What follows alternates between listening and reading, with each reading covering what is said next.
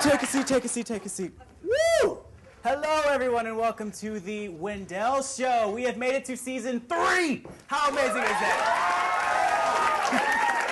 We have got some great features for you guys this season, including a new website, some podcasts. What else do we have? Some blogs. Oh, man, we have everything for you, okay? So who's excited?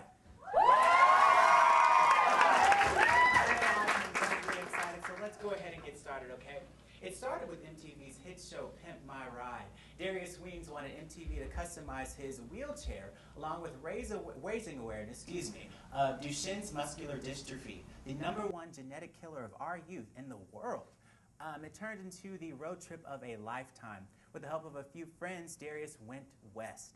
Here to talk about their fantastic journey from Athens, Georgia to Los Angeles, California, please welcome Daniel Epting. How you doing? Oh! All right. Yeah. We're just going all kinds of crazy. Man. Yeah, well, you know, Kubo did it the best, but you know, I've always been inspired by that. I see. I mean, clearly, you do things. Yeah. You gotta make it happen, you know, every day. It's cool. Speaking of make it happen, I got you a little surprise. This is from the crew, so maybe we'll wait till you've gotten, I don't know, at least a third of the way through speaking to me before you try it. But, do y'all know what this is? This is not a green slushie. This is wasabi sauce. Yeah. Straight and round. Delicious. We'll talk about that a little bit later. Well, could you tell us a little bit about your journey with Darius? The journey started in, for me, November of 2004 when Logan Smalley, the director, called and told me about his buddy Darius, his idea for this cross-country road trip, getting his wheelchair pimped on MTV's Pimp My Ride, giving a guy the trip of a lifetime, raising awareness for Duchenne muscular dystrophy. And he lives right here in Georgia, right? Right here in Athens, right actually. Here in Athens, yeah. There's 12 of us on the crew. 10 of the 12 all went to Clark Central High School here in town. A number of us are UGA alumni. Yeah. Go dog, sick 'em, whoop. Yeah. Whoop. So yeah, we all got involved and started fundraising. And how did you do that? How did you start fundraising? Man, we sold barbecue. Oh. Yeah, that was a big one. We handmade a bunch of barbecue and sold it door to door. We sold movie credits. You know, everybody wants to see their name on the big screen. So yeah, I saw the credits. So yeah. Those are. I mean, look, you got your name big here. Yes. We charged you $1,000 to put it that side. We sold them for as cheap. I think it was $10. No, who said I would pay $1,000? Well, we're working. I talked to the producers here, just in the back in the other room. So we're working on the next one. So, okay. Yeah, Wendell's a big sponsor, hopefully right. in the future. Right. When Wendell gets money. Yeah. There's a natural progression of things. Right. Exactly. So tell us a little bit about what you guys did in the journey. Did you? I did read something about the ADA, the Americans with Disabilities Act. What did you do with that? Yeah, we actually celebrated their 15th anniversary, which was also on the trip. Dee's 15th anniversary, which is 21st, is coming up now. So yeah, I know. How long it's been. We can maybe talk about that here in a second too. But we brought a lot of light to it. We talked about accessibility across the United States. In ways that we protested places that weren't accessible. You know, we supported it and said, you know, we've got 12 guys that are ready to spend money here, but if we can't get our boy in, we ain't eating here. Exactly. You know, we walk out on places. We did press conferences across the country. We met stars. Went to Universal. Like who? Who'd you meet? William H. Macy and Felicity Huffman, his wife. Yeah, because you guys were on the Desperate Housewives set. Yeah, we were on the Desperate Housewives set in the film. You were a housewife. Yeah, y'all need it. I was a housewife, a little guest there. He was? I can cook and clean. Well, make it happen. I can cook. Well, at least you tried. Yeah, give it an E for effort. But since then, we've been on the Ellen DeGeneres show. We've sat in the audience with Oprah Winfrey, nice. Looking for that nod from her. Even though it's my understanding, I guess she's in her last season. Aren't we all looking for the nod from Oprah? Oh, you see why I'm doing this TV show. That's right. Well, we've raised over $2 million for direct research for Duchenne muscular dystrophy. And is that including your $1 million in 1 year campaign? Or We didn't reach that goal, but you got to aim. You gotta Okay, aim high. you got to aim. That's all it is. Just we aim. traveled 38,000 miles in a wheelchair accessible RV, and we went to schools, middle schools, high schools, colleges, medical conferences, all over the place. Any place that would listen, we went to take our message. And our goal was to sell 1 million DVDs in 1 year. We didn't reach it. We sold a lot. Totally organic, totally homegrown.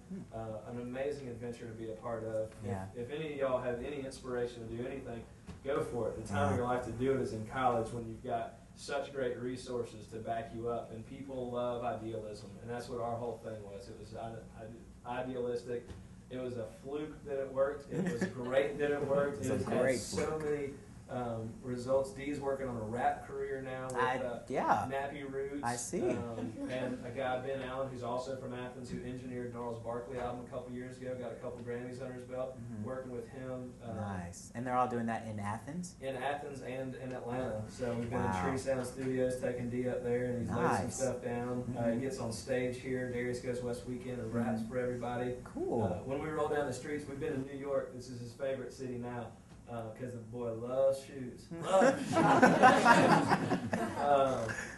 And we'll go down the street, and literally there's street performers that were rapping one day, and Dee was just like, man, he rolled up, and he got into a rap battle with them. We were back in New York like 2 months later. We're rolling down through Times Square, and we hear these guys from the corner go, "Yo, Darius!" We rolled over, and it was the same street performers that he had gotten in a battle with 2 months before. And they were like, "Hey, throw some more stuff down," you know. Wow. So he's rapping. It's amazing. That's so, really cool. That's kind of the next thing with him. Not that you. And we get to hear and see a taste of his rap in the documentary, right? Oh yeah. There's a couple raps in there, and it's really cool. It works in the story of what's going on, without just like a voiceover easily telling the story. Right. It's a really cool way to bring it in.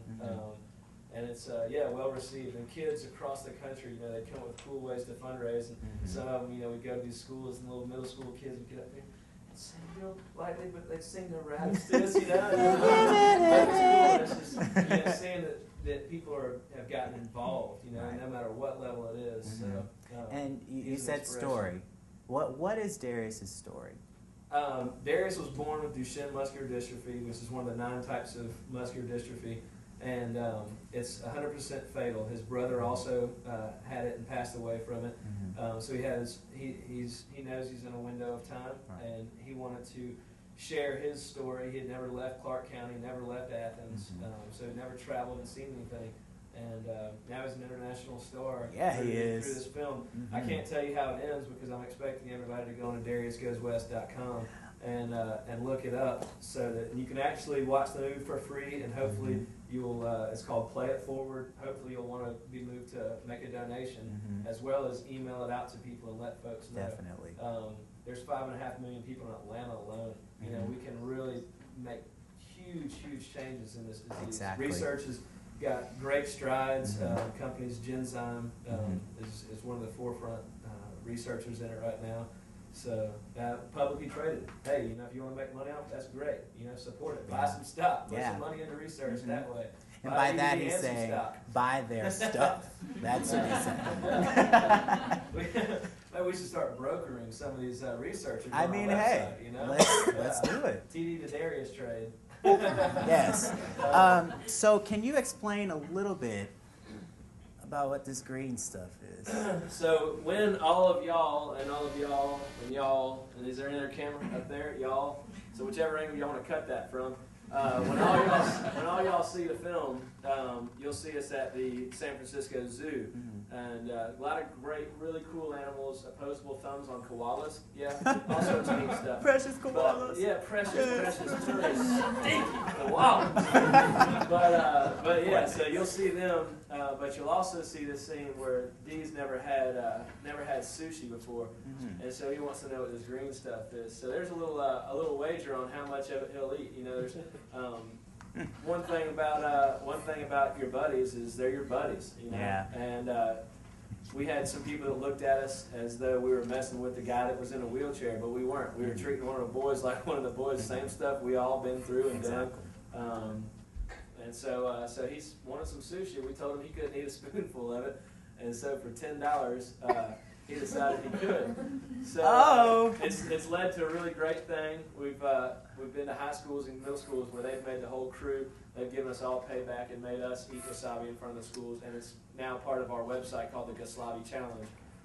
So that's not a spoonful, so that's a spoon dash. So I want to get a little bit more on that. Look, I better be getting $10,000, $15,000, $20,000. Well, I was going to, but like you said, Wendell show doesn't make money, so I can't give it to you legally obligated in the contract that I signed with your assistants earlier. Fine.